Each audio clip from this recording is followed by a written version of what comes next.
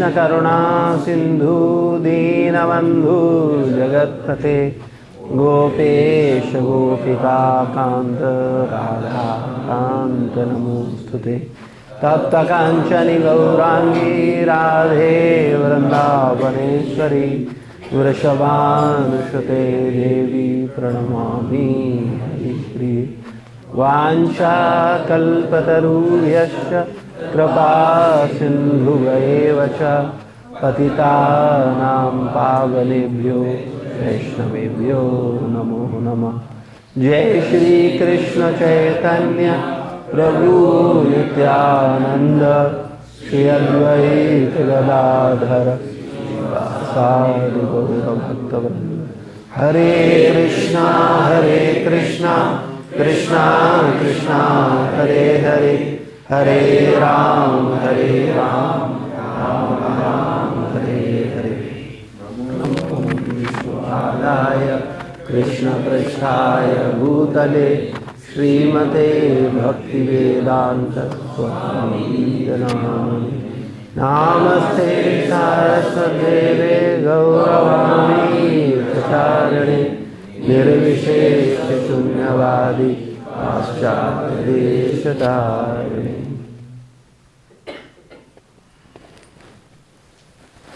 हरे कृष्ण।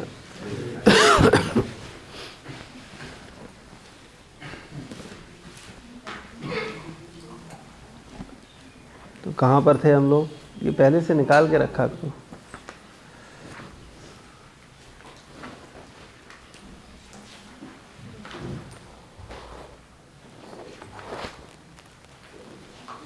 क्या टॉपिक है?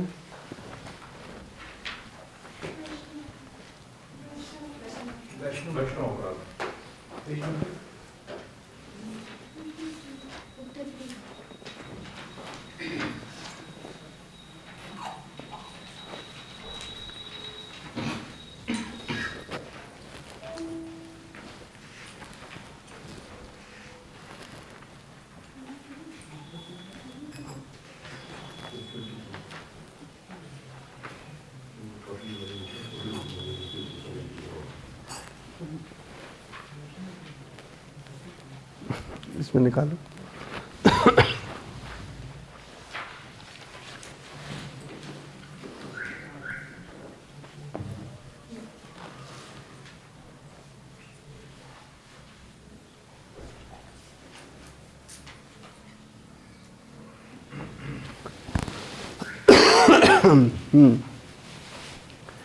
वैष्णव अपराध।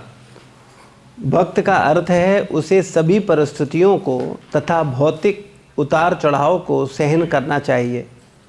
भगवान श्री कृष्ण की सेवा में पूरी तरह से संलग्न रहने के कारण अन्य वैष्णवों के दोष तथा उन पर क्रोधित होना आदि के लिए उनके पास समय ही नहीं रहता है।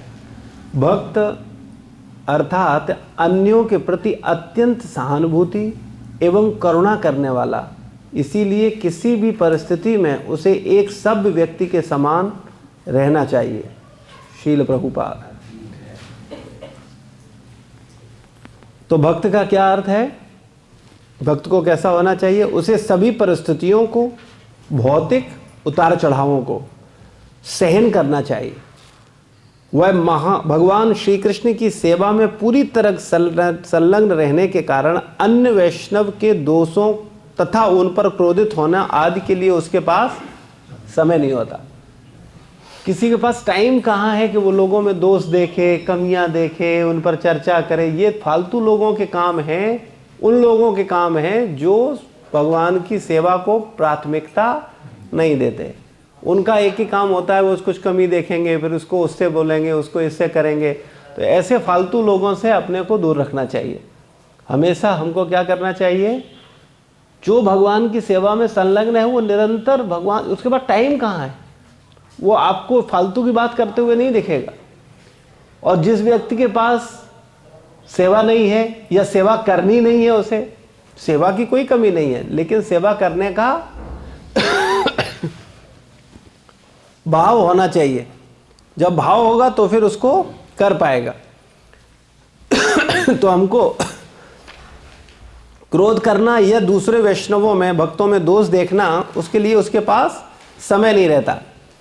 और भक्त अन्य भक्तों के प्रति कैसा होता है? अत्यंत सहानुभूति रखता है और करुणा करने वाला। इसीलिए किसी भी परिस्थिति में उसे सभ्य व्यक्ति के समान रहना चाहिए। किसी भी परिस्थिति, मतलब कोई भी स्थिति हो, जब हम सेवा करते हैं तब ऐसी परिस्थितियां क्रिएट होती है। आप अपने घर पर रहो, भजन करो, माला करो, तब कोई दिक्कत नहीं है। लेकिन जब आप भक्तों के बीच में आते हो, जब उनके साथ मिलकर के सेवा करते हो, तब क्या होता है? विचारों का टकराव होता है। कई बार सेवाओं का विरोधाभास होता है कि भाई ऐसा नहीं, ऐसे होना चाहिए, ये और ज़्यादा अच्छा है। तो ऐसे में क्या होता है? व्यक्ति को बहुत सहनशील होना चाहिए और दूसरे भक्तों में कभी भी दोष नहीं देखने चाहिए, बल्कि बड़े प्रेम के साथ उनको सेवा में संलग्न करना चाहिए। ये सब भक्तों का ड्यूटी होना चाहिए, कर्तव्य होना चाहिए। हमको ये नहीं किसी भी भक्त को चिल्ला रहे हैं, डांट रहे हैं, कुछ भी बोल रहे हैं, विचार ही नहीं कर रहे हैं, अपने को वैष्णव मान रहे हैं और सबको सोच ही नहीं रहे कि क्या अपने को श्रेष्ठ मान रहे हैं, दूसरे को पतित मान रहे हैं। जब ऐसा भाव होगा तब क्या होगा? फिर हम सबका सम्मान नहीं कर पाएंगे। लेकिन अगर हम भक्त बनने की कोशिश कर रहे हैं तो मैं हमेशा चैतन्य महाप्रभु के उस सिद्धांत को दोहराता हूँ कि जब भक्तों की बात की जाए तो कभी भी अपने को उसमें नहीं गिनना चाहिए, है ना। जैसे इस कमरे में 50 लोग हैं, तो अगर हमसे पूछा जाए कि कितने भक्त हैं तो हमें क्या आंसर देना है? 49, यानी मैं नहीं हूं।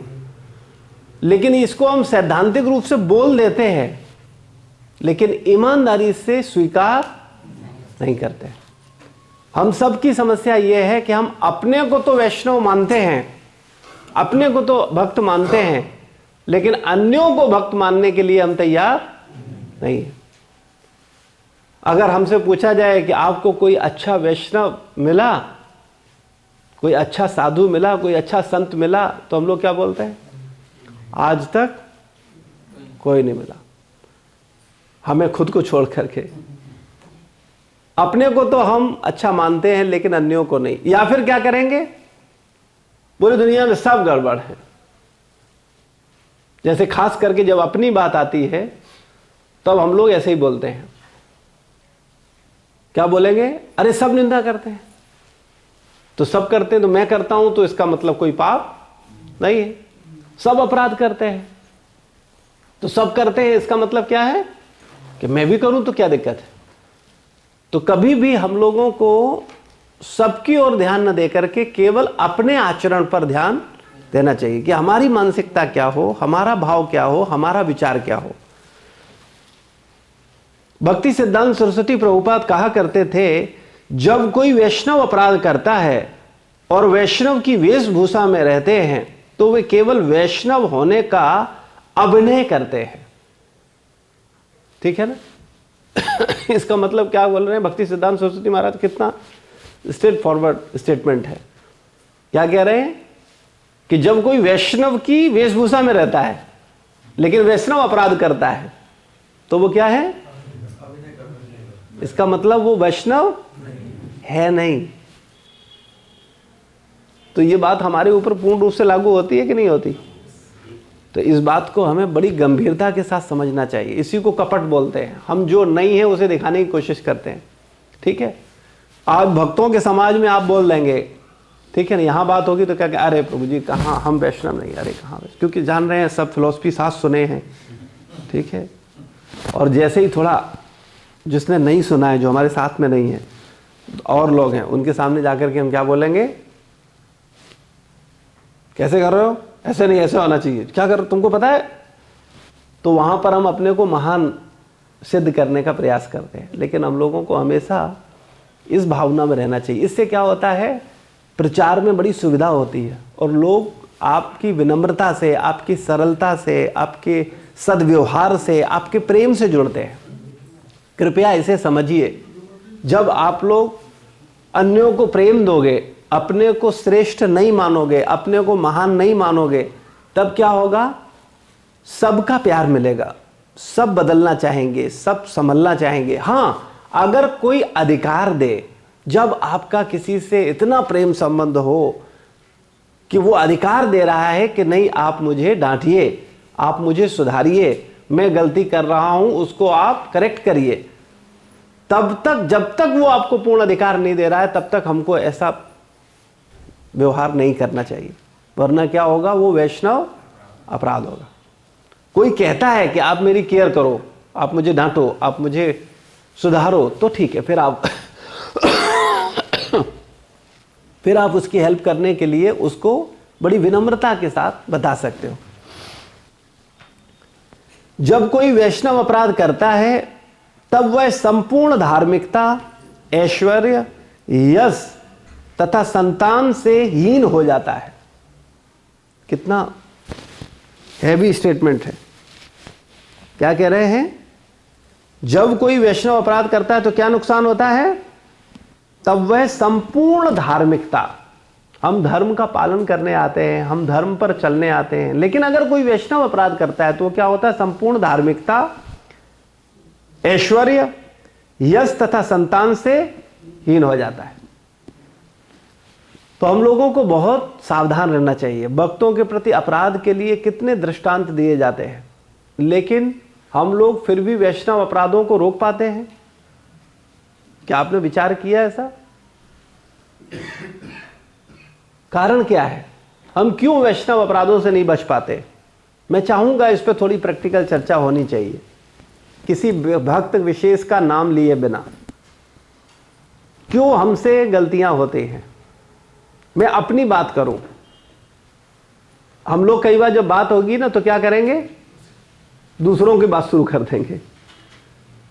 ऐसा होता है, ऐसा होता है। हम व्यक्तिगत विचार करें, हमसे क्यों होता है? अच्छा, आप में से कितने लोग वैष्णव अपराध नहीं करते हो? हाथ खड़ा करें। कोई नहीं, सबसे होते हैं। क्यों होते हैं? एक एक करके बताएंगे। हाँ, अपने आप को हम श्रेष्ठ मानते हैं। अपने को हम श्रेष्ठ मानते हैं, इसलिए हमसे अपराध हो। हम किसी को भी कुछ भी बोल देते हैं। बिल्कुल ठीक ठीक, एक कारण। और जो सिद्धांत सुने हुए हैं, पढ़ते हैं डेली, वो कहीं ना कहीं जो याद नहीं रहता, प्रैक्टिकली मतलब व्यवहार में नहीं ला पाता। पहले तो दिमाग में नहीं रहते, और दिमाग में अगर रहे तो व्यवहार में नहीं आ पाते। तो व्यवहार में क्यों नहीं आ पाते, यही तो मेरा प्रश्न है। क्यों नहीं वो व्यवहार में आते हैं? तो कोई ना कोई कारण रहा होगा ना कि भाई इस कारण से नहीं होता है। एक एक करके। हाँ बताओ। जो सिद्धांत हम लोग सुन रहे हैं उस पर विश्वास पूर्ण रूप से नहीं हो पा रहा है। नहीं, क्या विश्वास नहीं हो पा रहा है? सिद्धांत जैसे हम लोग सुन रहे हैं, लेकिन उस पर हम लोग बिल्कुल हाँ, ऐसा दृढ़ता नहीं है कि हाँ यही है। हम ऐसा नहीं सोचते हैं कि वैष्णव अपराध करने से हमारा भक्ति नष्ट हो जाएगा, हम ऐश्वर्य से हीन हो जाएंगे, हमारी धार्मिकता नष्ट हो जाएगी। इस पर हमें पूर्ण विश्वास नहीं है। ठीक है, ईमानदारी की बात, अच्छा पॉइंट है। ठीक। और चिंतन नहीं करते हैं, हम लोग सुन लेते हैं लेकिन उस पर मनन नहीं करते कि हाँ क्या है, हम कर क्या रहे हैं। कभी अपने से प्रश्न करना चाहिए, हम क्यों मंदिर आए थे, हम क्यों भक्तों का संग करने आते हैं, हम क्यों अपना टाइम दे रहे हैं? कारण क्या है? प्रगति करने के लिए, उन्नति करने के लिए, या अवनति करने के लिए? यह हमें खुद अपने आप से प्रश्न करना चाहिए। और हमें कभी भी जो ज्यादा समझदार भक्त नहीं है, भले ही वो बहुत समझदार दिखाने का प्रयास कर रहे हों, लेकिन ऐसे समझदार भक्तों से जो कि वैष्णव अपराधों के प्रति सावधान नहीं हैं, ऐसे लोगों से हमें अपने को क्या करना चाहिए? दूर रखना चाहिए। क्योंकि ऐसे लोगों के संग में रहेंगे तो क्या होगा? हम भी वैसे ही बन जाएंगे। हम लोगों को दूर रहना चाहिए ऐसे लोगों से। और कोई विचार? हम मानते ही नहीं कि अपराध कर रहे हैं। बिल्कुल सही। हमको लगता ही नहीं है कि हम कुछ गलती कर रहे हैं, क्योंकि अगर हमें इस बात का हृदय से एहसास हो तो हम उस पर काम करें। ठीक। और प्रभु जी, जैसे हम अपने प्रभु जी को कुछ कहते हैं, जैसे माला वाला करने लगते हैं तो कोई बात कर देते हैं तो भी अपराधी होता है। निश्चित रूप से देखिए, दो कारण है आपके प्रभु जी को, तो दो संबंध हैं। एक तो वो आपके पति हैं, तो पति होने के नाते ही उनका एक अलग स्थान है। और माला के लिए ही कुछ करने लगते हैं तो भी अपराधी होता है। माला के लिए जैसे कभी माला करने लगते हैं तो जल्दी जल्दी करने लगते हैं तो बोलते हैं कि थोड़ा आराम से। नहीं, विनम्रता पूर्वक अगर किसी भी व्यक्ति को हम उसकी भलाई के लिए उसको करेक्ट कर रहे हैं तो वो बुराई नहीं है, लेकिन वो इंटेंशन क्या है? इंटेंशन अपने को श्रेष्ठ मानना, उसे पतित दिखाना है, या हृदय में इस बात की पीड़ा है कि कैसे ये हमसे भी ज्यादा उन्नत हो जाए। हम लोगों के साथ प्रॉब्लम क्या है? हम अपने से ज्यादा उन्नत किसी को देखना नहीं चाहते, क्योंकि ईर्ष्या है ना इस कारण। और करेक्ट करते हैं तो क्या करते हैं? उसको नीचा दिखाने के लिए, इसलिए हम उसको करेक्ट करते हैं। उद्देश्य रहता है कि मेरे से आगे बढ़ जाए, मेरे से जल्दी हो जाए, तो इसलिए प्रभु की शुद्धता से करोगे, अच्छे से हाँ, करोगे। नहीं ठीक है, वो एक अलग। देखिए, हर चीज हम कुछ भी बोलते हैं उसके पीछे इंटेंशन क्या है वो बहुत महत्वपूर्ण है। तो मैं बार बार एक बात कहता हूं, हम क्या कर रहे हैं वो उतना महत्वपूर्ण नहीं है, हम क्यों कर रहे हैं वो बहुत महत्वपूर्ण है। तो ये अपराध तो नहीं है प्रभु जी? नहीं ठीक है, लेकिन शब्द विनम्र होने चाहिए, शासन करने वाले शब्द नहीं होने चाहिए। ठीक है, और कोई विचार? तो ये जैसे इसमें जिनके साथ हम रहते हैं वहाँ पे कहीं ना कहीं हमारा कैजुअल अप्रोच होने लगता है, उसमें हम गलतियाँ ज़्यादा करने लगते हैं। और हमारे जो सीनियर डिवोटीज हैं उनको तो हम मतलब रेस्पेक्ट करते हैं, लेकिन वही है कि क्योंकि हम अपने समकक्ष जो होते हैं उनके साथ से रहने के वो गलती होने का बहुत बड़ा समझिए। हाँ, तो हम जब किसी के नज़दीक रहते हैं तो हम बहुत सहजिया हो जाते हैं, लेकिन इसका मतलब ये नहीं है। हम लोगों को हमेशा सोचना चाहिए, जब हम इसीलिए बोलते हैं आप लोग जब आपस में मिलो तब एक दूसरे को प्रणाम करो। क्या बोलो? वांछा कल्पतरुभ्यश्च कृपा सिंधुवैव च पतितानां पावनेभ्यो वैष्णवेभ्यो। तो ये किस लिए बोलो? अपने को पतित मानते हुए कि आप मुझ पर कृपा करें। हाँ, ये केवल बोलना नहीं है, हमें ऐसा भाव रखते हुए प्रणाम करना है। ये देखो, ये सब अभ्यास है। अगर हम ये अभ्यास ईमानदारी से नहीं करेंगे तो उन भावनाओं का हमारे हृदय में जन्म नहीं होगा। हम जब भी प्रणाम करें तो अपने को पतित माने और सामने वाले को कल्प वृक्ष के समान माने। भाव तो जब आए थे ना, जब हम उनको जो है वैष्णव माने या उनका आदर करें, उनको अपराध ना देखें, उनको दोष ना देखें। मेन होता है क्या, हम लोग दूसरों में थोड़ा दोष देखने की प्रवृत्ति ज़्यादा होती है, तो उनको श्रेष्ठ मान ही नहीं पाते हैं उनको। इसीलिए तो बोला गया कि भक्त वो है जो किसी में दोष नहीं देखता, जब तक कि उसको दोष देखने की सेवा नहीं दी गई तब तक वो दोष नहीं देखता। जैसे फॉर एग्जाम्पल, अगर किसी को प्रचार का सेवा दिया गया है, किसी को बोला गया है कि आप ये सेवा करो, तो इसका मतलब अगर वो सेवा कर रहा है तो उसका उस समय ड्यूटी है कि जो उसके साथ है उनको वो सही बात बताए। उसके अलावा हमें इधर उधर नहीं दोष देखना। लेकिन हम लोग तो, चूंकि हमारा मन पे कोई नियंत्रण नहीं है और हम नियंत्रण करना भी नहीं चाहते हैं, तो हम स्वतंत्र होकर कुछ भी किसी के लिए बोलते हैं, और उससे नुकसान किसका होता है? हाँ, और ये समझते नहीं है। तो इसलिए हम लोगों को बहुत सावधान होना चाहिए और कभी भी किसी भी भक्त की निंदा नहीं करनी चाहिए। हाँ, अगर सेवा कर रहे हैं और कोई हो सकता है सेवाओं में कुछ विचारधारा अलग हो सकती है, उनका विचार, किसी भक्त का विचार अलग हो सकता है, आपका विचार अलग हो सकता है, तो अगर विचार अलग है भी तब भी हमें प्रयास करना चाहिए कि उनको अपना सेवा करने दें और हम अपना करें।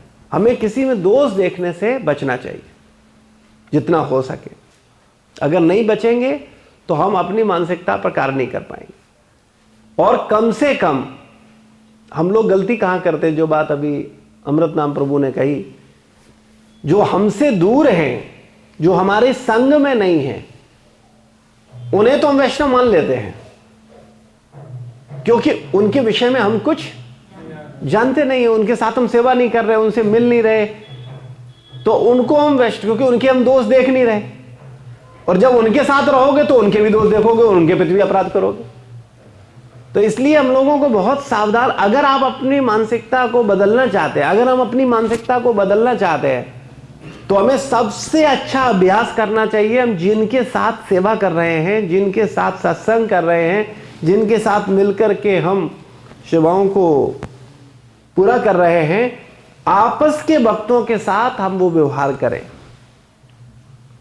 तभी वो वास्तविक व्यवहार आएगा। अदरवाइज क्या होगा, हम कृत्रिम रूप से दिखाते रहेंगे लेकिन हमारे आचरण में परिवर्तन नहीं आएगा। और ऐसा नहीं है, आपको लगता है, कई बार आपको क्या लगता है, अपने साथ में कोई भक्त देखा, आप उसके साथ सेवा कर रहे हो, तो जब सेवा करते हो तब हमें एक दूसरे के दोष दिखते हैं, और जब तक आप किसी के साथ सेवा नहीं कर रहे हो तो आपको क्या लगता है, हाँ ये देखो कितने अच्छे वैष्णव हैं, ये कितने अच्छे भक्त हैं।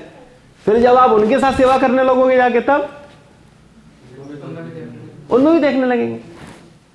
तो कमी कहां है, हमें दोष देखने का जो स्वभाव, उससे हमें बचना। और ये कब बचेंगे, साथ में रहने वाले भक्तों को दोष न देखे, उनके गुण देखे।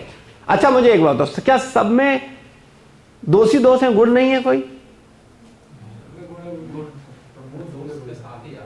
तो गुण को क्यों नहीं देखते, हम गुण की चर्चा क्यों नहीं करते? इसके पीछे मुझे रीजन बताइए, हम क्यों गुणों की चर्चा नहीं करते? हाँ, ईर्ष्या के कारण। मेन चीज समझो, ईर्ष्या के कारण। ये हमारी जो मानसिकता है ना, वो ईर्ष्या की मानसिकता है। हम अपने से श्रेष्ठ किसी को देख नहीं सकते। तो ये बीमारी है कि नहीं है? तो इस बीमारी का इलाज करना चाहिए हमें कि नहीं करना चाहिए? तो इसके लिए हमें खुद अपने ऊपर काम करना पड़ेगा बहुत ईमानदारी से। अगर आप भलाई, अपना भला चाहते हो, ईर्ष्या का मतलब क्या है? हाँ, ईर्ष्या का मतलब है जहर हम पिए और बोले मर दूसरा जाए। तो ऐसा होता है क्या? तो कौन मरता है? जो ईर्ष्या करता है, उसका पतन होता है, क्योंकि वो अपराधी बनता है, वो दोष देखेगा, वो चर्चा करेगा, वो निंदा करेगा, और अंतोगत्वा अपना आध्यात्मिक पतन कर लेगा। तो इसलिए हम लोगों को बहुत सावधान रहना चाहिए भक्तों के संग में, और हमें भक्तों में दोष नहीं देखने चाहिए, और ऐसे भक्तों से बिल्कुल दूर रहना चाहिए जो भक्तों की निंदा करते हैं, उनसे दूर रहिए। जब कोई वैष्णव अपराध करता है तब वह, जो कोई वैष्णवों को मारता है, अपशब्द बोलता है, अनादर करता है, अथवा क्रोधी होता है, तथा वैष्णवों को देखकर हर्षित नहीं होता, वह निश्चय ही नरक में जाता है। कौन कौन बोला गया?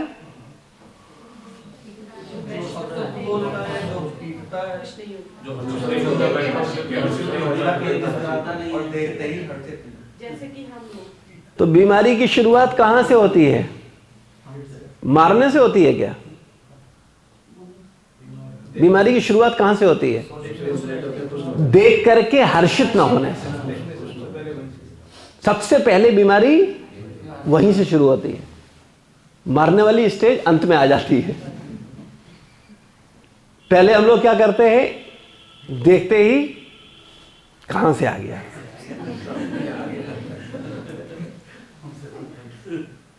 हर्षित नहीं होते,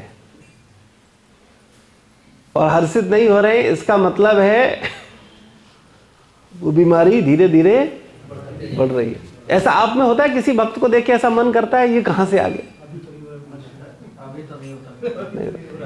अच्छा, जिनके साथ नहीं हो रहा है वो ठीक चेतना में कार्य कर रहे हैं, और जिनके साथ हो रहा है वो निश्चित रूप से अपने ऊपर बहुत ईमानदारी से ध्यान दें और अपने को बचाएं। हमें बचना चाहिए। अब ऐसा नहीं है कि दो लोगों ने बोला अभी तो नहीं हो रहा है तो सबका हाँ अभी तो नहीं हो रहा है, अभी तो नहीं हो रहा है, अभी तो नहीं हो रहा है। अक्सर हम माहौल बस उत्तर देते हैं।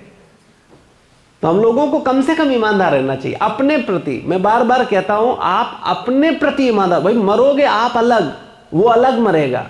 आपको अपने कर्मों के फल मिलेंगे, उसे अपने कर्मों के फल मिलेंगे। आपका अपना जीवन है, किसी से क्या लेना देना। क्यों इतना हम बहुत से लोगों में फंसे हुए हैं?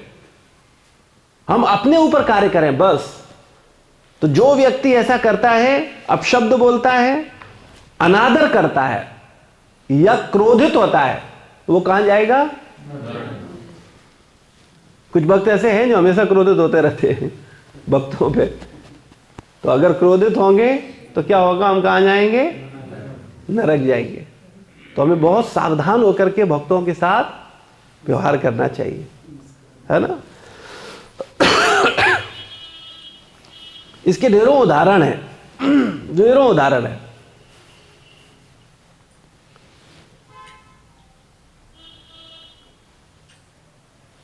कोई उदाहरण याद आ रहा है वैष्णव अपराध करके जो नरक गया हो?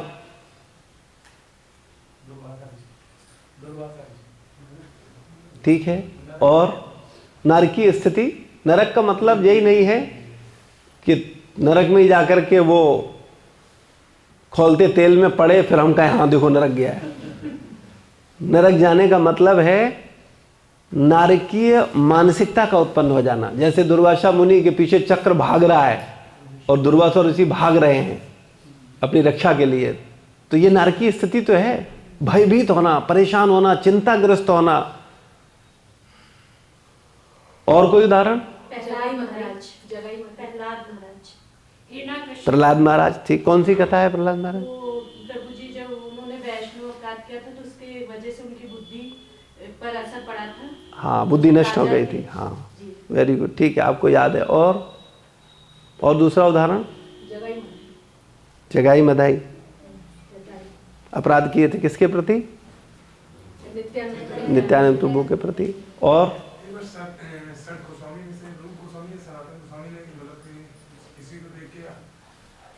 रूप गोस्वामी जी ने, हाँ ठीक है। और कोई भी याद आ रहा है?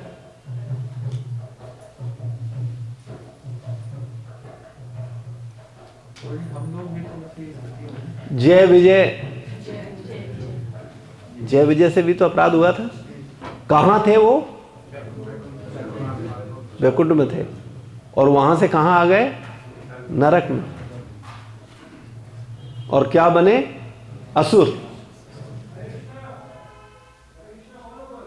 वैष्णव अपराध के कारण वैकुंठ से नीचे गिरना पड़ा। और कोई उदाहरण?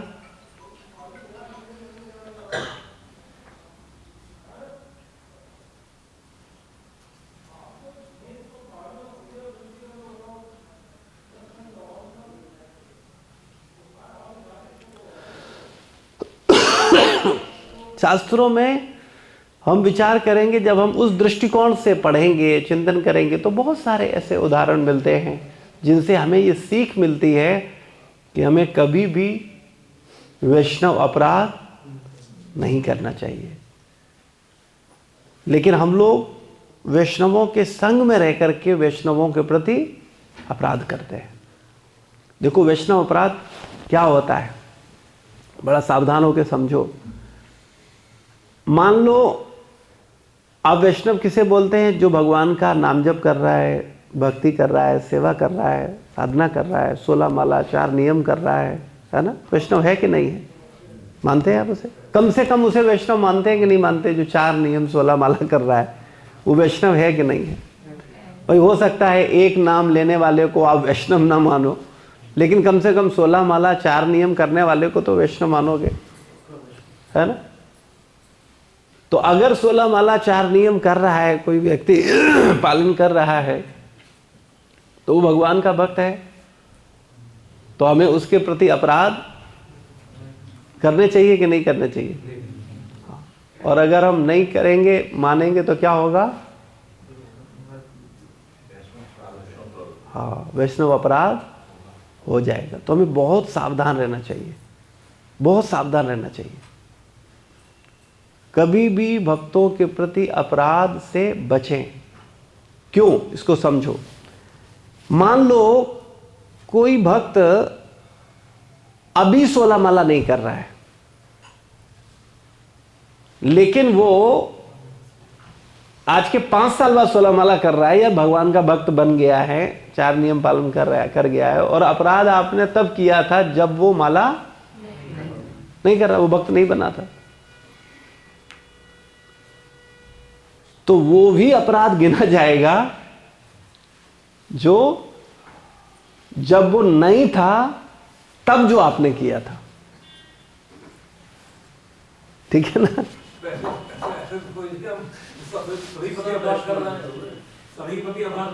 तो यही तो समझना है और क्या करना है।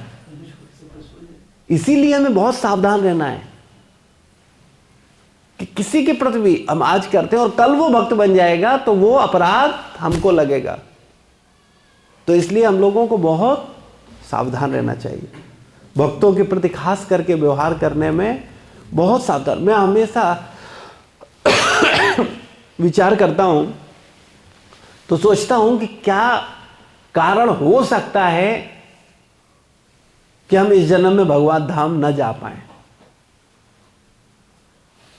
क्योंकि प्रमाणित परंपरा मिल गई, प्रमाणित गुरु मिल गए, शास्त्र, साधु और गुरु पर आधारित, गुरु के ज्ञान के आधार पर हमें प्रमाणित ज्ञान मिल रहा है।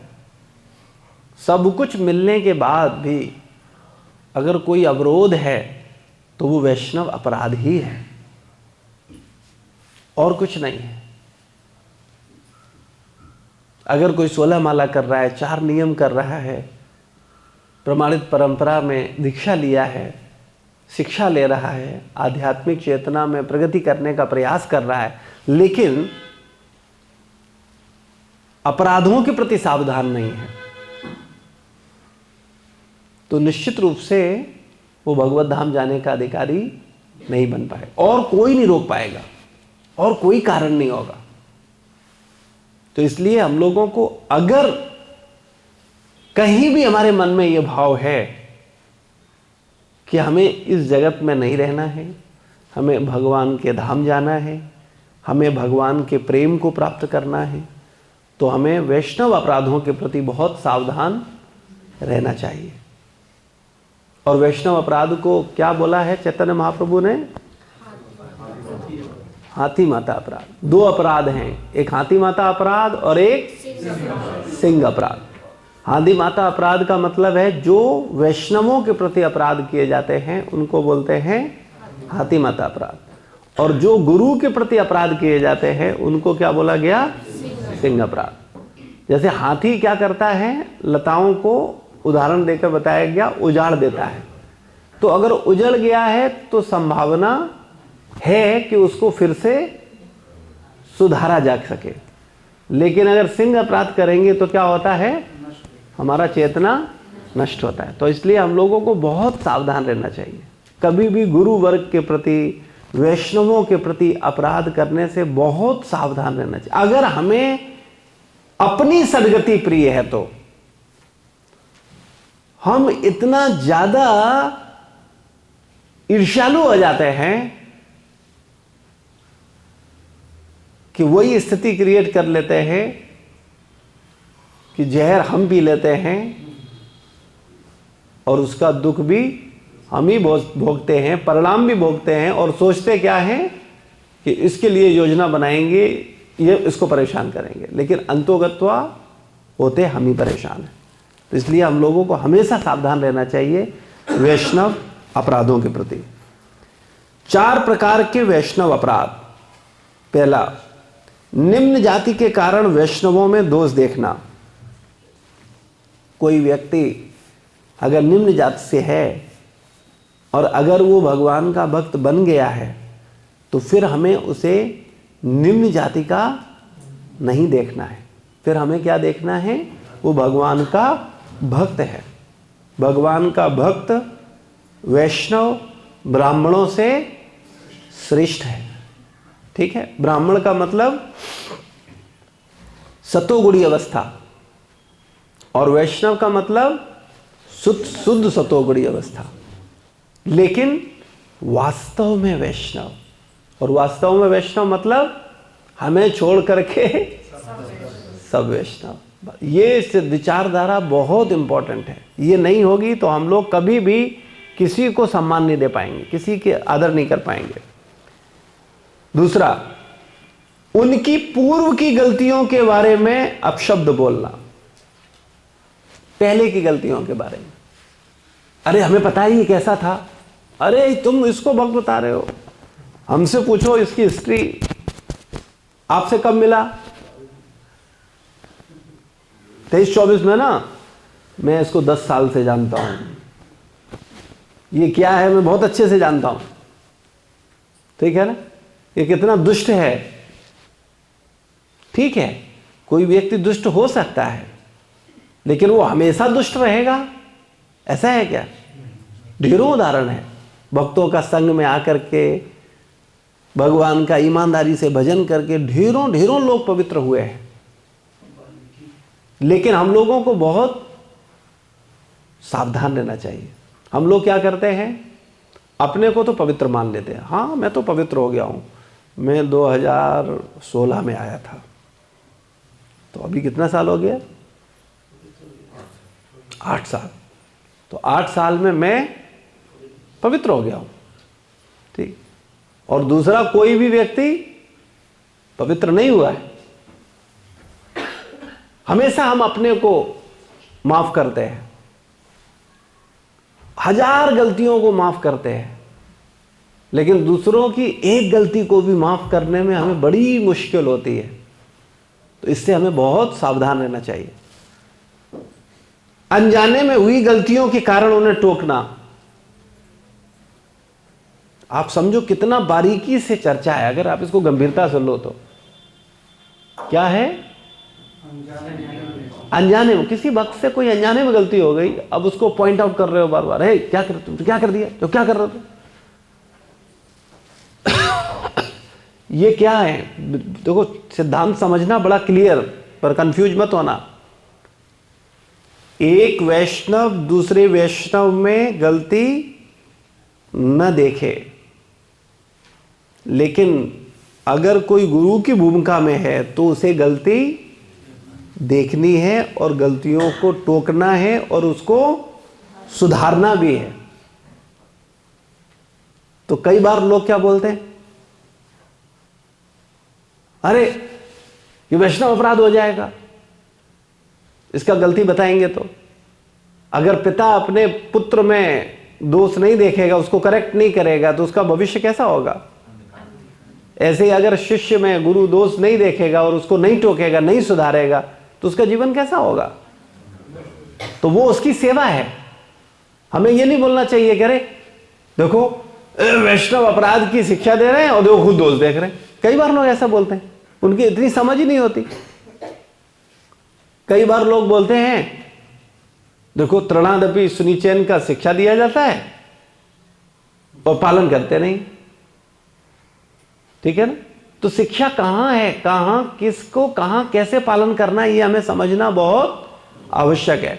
एक पिता अपने पुत्र के प्रति तृणादपि नहीं हो सकता, एक गुरु अपने शिष्य के प्रति तृणादपि नहीं हो सकता।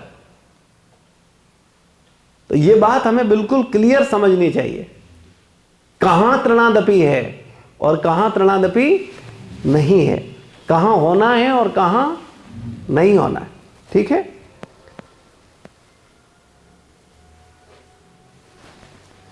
गलतियों को सुधारने के पश्चात भी उन्हें अपमानित करके बोलना, यह क्या है, वैष्णव अपराध है।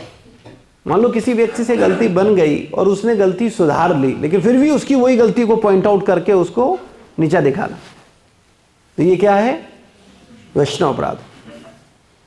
किस प्रकार वैष्णव अपराध नष्ट होता है, यदि किसी ने वैष्णव अपराध किया हो तो उसे तुरंत उस वैष्णव के चरण पकड़कर क्षमा याचना करनी चाहिए। वैष्णव दयालु होते हैं, अतः वे तुरंत क्षमा कर देते हैं। अच्छा ईमानदारी से बताओ, ये तो हम सब स्वीकार करते हैं कि हमसे वैष्णव अपराध होते हैं, ठीक है। ईमानदारी बताओ कितने लोगों ने वैष्णव के चरण पकड़े, हाथ खड़ा करो।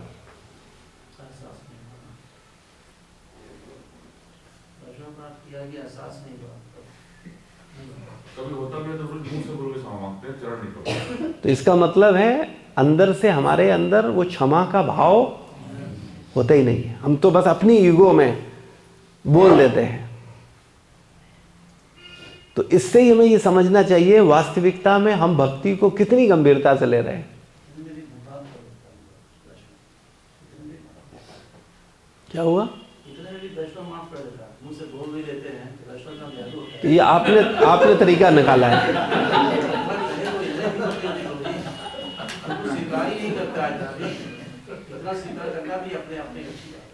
तो आप इतने दयालु हो, इनके साथ आप ऐसा कर सकते हो, लेकिन आपको चरण पकड़ने हैं। ठीक है, हमें बिल्कुल क्लियर होना चाहिए। आपने जो बोला वो बिल्कुल सही है। हमारे अपने मन में यही भाव होना चाहिए अपने लिए कि वैष्णव इतना दयालु होता है कि अगर कोई हृदय से भी बोलेगा तो मुंह से भी बोलेगा तो वैष्णव क्षमा कर देते हैं। लेकिन मुझसे जब गलती बनेगी तो मैं बिना पैर पकड़े, बिना पैर पकड़ के ही माफी मांगूंगा। इतना अपना अहंकार को डाउन करूंगा। ये बहुत इंपॉर्टेंट है। अगर आप चाहते हो वास्तव में वैकुंठ मानसिकता को प्राप्त करना तो, लेकिन हमें अपने इस मिथ्या अहंकार को गिराना है। उस पर कोई काम नहीं करना चाहता। हम अपनी तथाकथित मानसिकता, तथाकथित विचारधारा को इतनी प्रधानता देते हैं कि अपने को सबसे श्रेष्ठ मानने लगते हैं। और फिर श्रेष्ठ व्यक्ति कैसे झुक सकता है, और वो भी बराबर के लोगों से? पैर हम इनके, ये तो संभव ही नहीं है। हाँ, मुंह से बोल देते हैं हाँ चलो बोला, अच्छा हाँ सॉरी, है ना, लेकिन उस सॉरी का कोई हृदय से भाव नहीं है। तो फिर वो वैष्णव भले ही क्षमा कर दे, लेकिन उस वैष्णव की चरण धूल तुम्हें क्षमा नहीं करेगी। ये हमेशा ध्यान रखिए। और वैष्णव इतने दयालु होते हैं, अगर कोई सच में वैष्णव है तो वो किसी के अपराधों को कभी विचार नहीं करता। वो स्वयं कभी विचार नहीं करता, लेकिन उसकी चरण धूल कभी क्षमा नहीं करेगी। हमेशा ध्यान रखिए। आचार्यगण बोलते हैं कि वैष्णव बहुत दयालु है, उनको कोई फर्क नहीं पड़ता है कोई कुछ भी करे। वो कभी ऐसा नहीं सोचते। और एक उल्टी बुद्धि वाला क्या सोचेगा, तुमने मेरे साथ ऐसा व्यवहार किया एक परम वैष्णव के प्रति, अब तुम भस्म हो जाओगे। हम लोगों के मन में ऐसे ही विचार आते हैं, क्योंकि अपने को वैष्णव मानते हैं और दूसरे को वैष्णव नहीं मानते। लेकिन एक सच्चा वैष्णव कभी अपने को वैष्णव नहीं मानता। वो कहता है नहीं वो पतित है, वो कहाँ भक्त है, वो भक्त नहीं है। तो जब वो अपने को भक्ति नहीं मानता है, अपने को वैष्णव मानता ही नहीं है, तो उसके मन में ये भाव कहां से आएगा। तो हम लोगों को बहुत सावधान होकर के पहले समझना चाहिए। हम लोग इतने मूर्ख हैं कि समझते ही नहीं है क्या करना है,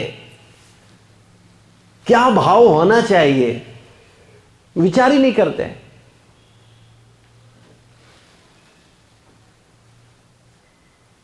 वैष्णवों की गलतियां सुधारना। वैष्णवों की गलतियों को सुधारते समय निम्नलिखित बातों का ध्यान दें। पहला, हमें द्वेष रहित होना चाहिए। द्वेष रहित होकर के हम गलती सुधारने का भाव रख सकते हैं। हमारे हृदय में उस भक्त के प्रति कृष्ण भावना भावित रूप में सहायता करने की सच्ची इच्छा होनी चाहिए। हमारे मन में क्या भाव होना चाहिए कि इस भक्त का आध्यात्मिक प्रगति हो, इसलिए उसको सुधार सकते हैं। इस प्रकार का कार्य आध्यात्मिक रूप से एवं व्यवस्था के अनुसार योग्य तथा मदद करने वाला होना चाहिए। हेल्प करने के नेचर से होना चाहिए। उस भक्त ने स्वयं को निर्देश देने के लिए आपसे अनुरोध किया हो, जो मैं अभी चर्चा कर रहा था। जब तक किसी ने आपसे रिक्वेस्ट नहीं की है कि कृपया आप मुझ पर शासन कीजिए, मुझे डांटिए, मुझे सुधारिए, तब तक आप उसके साथ ऐसा व्यवहार नहीं कर सकते। आप उसको सुधारें नहीं। अगर वो सुधरना चाहता है, वो कह रहा है कि आप मुझे करेक्ट करो, तो आप उसको करेक्ट करो। ठीक है। गलतियां बताने वाले भक्त का व्यवहार जैसी कथनी वैसी करनी जैसा होना चाहिए। जो दोष बता रहा है उसका व्यवहार कैसा होना चाहिए? जैसी करनी, हाँ, जो बोल रहा है वैसे ही करने वाला होना चाहिए। ऐसा नहीं कि हम दूसरे को तो बोलें लेकिन उसका खुद पालन ना करें।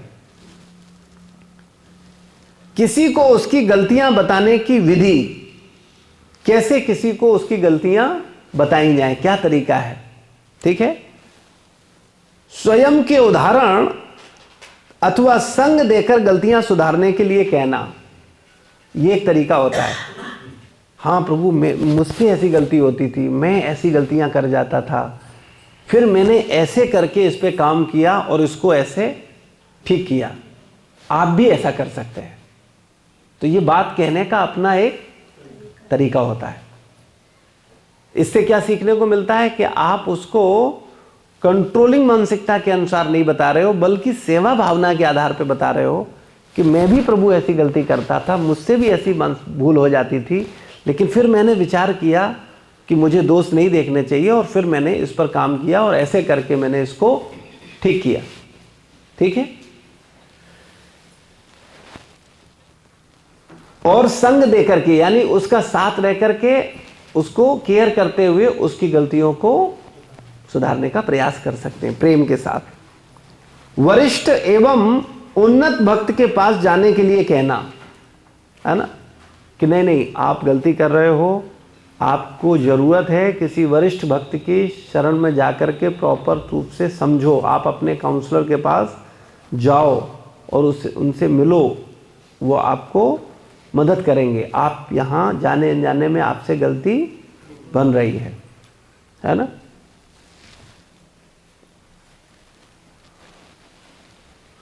अच्छा चलो एक बताओ, आपने इस तरीके से किसी का मदद किया है?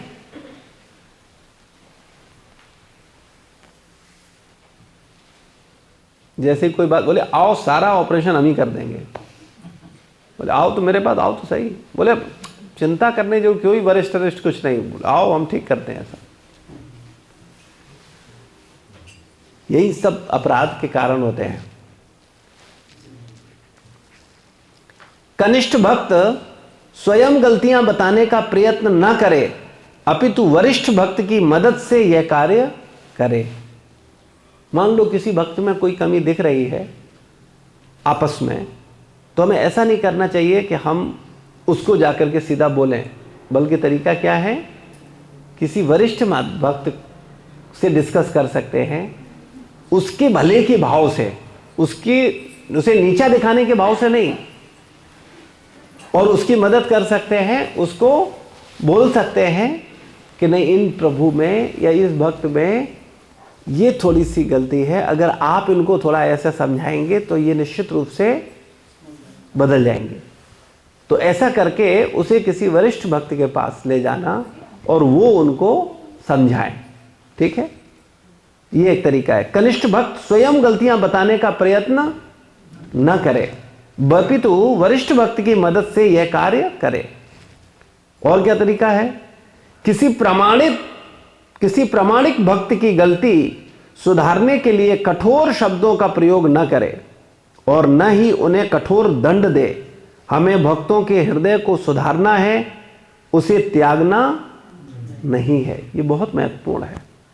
हम लोगों को किसी को भी त्यागना नहीं है, हमें सबको क्या करना है? सुधारना है, उनमें बदलाव लाना है। हम लोग क्या सोचते हैं, जैसे भौतिक जीवन में क्या भाव रखते हैं, अरे इस दुष्ट से तो कोई संबंध रखना नहीं। ठीक है, तो हमें क्या करना चाहिए? सुधारने का प्रयास करना चाहिए। कठोर शब्दों का प्रयोग ना करें और ना ही उन्हें दंड दें। यदि किसी ने हमारे दोष दिखाए हैं तो दुखी न होकर हमें कृतज्ञ होना चाहिए।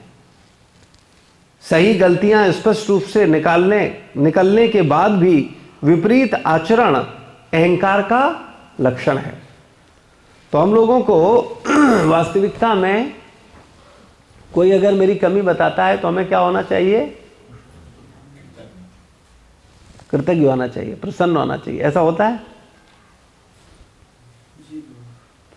जिसके साथ होता है वो अच्छी चेतना में है, और जिसे बुरा लगता है तो इसका मतलब है वो अपने प्रति ईमानदार नहीं है।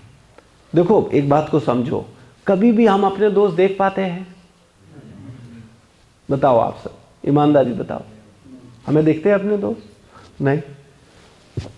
और अगर कोई दोस्त देखता है और बताता है तो हमें क्या करना चाहिए? उस दृष्टिकोण से समझने का और अपने को सुधारने का प्रयास करना चाहिए, ना कि ऐसा बोल करके अपने को अलग हो जाना चाहिए, वो तो ईर्ष्यालु है इसलिए निंदा कर रहा है।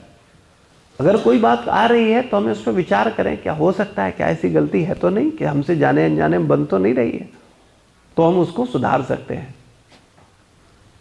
निंदक नियरे राखिए, क्यों बोला गया? अपने सुधरने के लिए। हो सकता है, कई बार हो सकता है कोई व्यक्ति ईर्ष्या में, द्वेष, मान लो वो ईर्ष्या द्वेष में ही बोल रहा है, लेकिन हम विचार कर लें क्या सच में ऐसा है तो नहीं? हम नहीं देख पा रहे हैं, इसने बोला हो सकता है मेरे अंदर ये दोष हो। देखो अच्छा मुझे एक बात बताओ, हमारे दोस्त हमारा भला करेंगे या बुरा करेंगे? ये तो क्लियर है, इसमें कोई संदेह है? हमारे दोषों के कारण हमारा उन्नति होगा कि अवनति होगा? और हम करना क्या चाहते हैं? तो हमें अपने दोषों को देखना है कि नहीं? और हम देख सकते हैं? नहीं। तो अगर कोई दिखा रहा है तो क्या होना चाहिए? कृतज्ञ होना चाहिए। लेकिन ऐसा होता है हमारे साथ? नहीं। तो इसका मतलब है हमें अपनी चेतना पे कितना कार्य करना। देखो बुरा मत मानना, इससे कोई फर्क नहीं पड़ता कि हम 20 साल पुराने भक्त हैं। अगर 20 साल तक हमने अपनी चेतना पर कार्य नहीं किया है तो कोई लाभ मिलेगा? तो हमको इसीलिए बहुत ईमानदारी से इस पर विचार करना चाहिए, कितना ईमानदारी से हम अपनी चेतना पर कार्य कर रहे हैं। देखो फिर मैं आपको एक चीज बोलता हूं, आपका अपना क्या है? कभी विचार करो, क्या है आपका अपना? ये शरीर अपना है? शरीर से जुड़ी हुई संपत्ति अपनी है? परिवार अपना है? पत्नी अपनी है? पति अपना है? बच्चा अपना है? क्या अपना है? और चेतना, चेतना मेरी है। ये चेतना ही डिसाइड करेगी कैसा शरीर मिलेगा। ये सूक्ष्म शरीर कैसा है, मन बुद्धि अहंकार कैसा है। भक्ति का मतलब है मन बुद्धि अहंकार पर कार्य करना। और अगर कोई अपने मन बुद्धि अहंकार पर नहीं कर रहा है, केवल स्थूल रूप से लगा हुआ है, माला पकड़ ली, कंठी लगा पहन ली, तिलक लगा लिया, धोती कुर्ता पहन लिया और अब खूब अहंकार है, मैं इतना पुराना भक्त। अरे तुम क्या मुझसे करते हो, तुम मुझे क्या बताओ? तो ये अच्छा नहीं है। तो इसलिए हमें ये समझना चाहिए मेरा अपना क्या है? मेरी चेतना है। मुझे अपनी चेतना पे कार्य करना है, क्योंकि मन बुद्धि अहंकार मेरे साथ जाएगा, मेरे कर्म मेरे साथ जाएंगे। तो हमें अपनी चेतना पे कार्य करना है, हमें अपने कर्मों पे कार्य करना है। लेकिन हम लोग दुर्भाग्यवश क्या कर रहे हैं? अपने ही कर्म और अपनी चेतना पर ध्यान नहीं दे रहे। तो किसके साथ अहित कर रहे हैं? स्वयं के साथ। तो इसलिए हमें बहुत सावधान होना चाहिए। और अगर कोई मेरी चेतना में, मेरे कर्मों में करेक्ट करने के लिए मदद कर रहा है तो हमें उसके प्रति क्या होना चाहिए? कृतज्ञ होना चाहिए। ये एक सही भाव है आध्यात्मिक जीवन में प्रगति करने के लिए। तो हम लोगों को ऐसा प्रयास करना चाहिए। वैष्णव अपनी गलती सुधारने को भगवान की कृपा समझते हैं।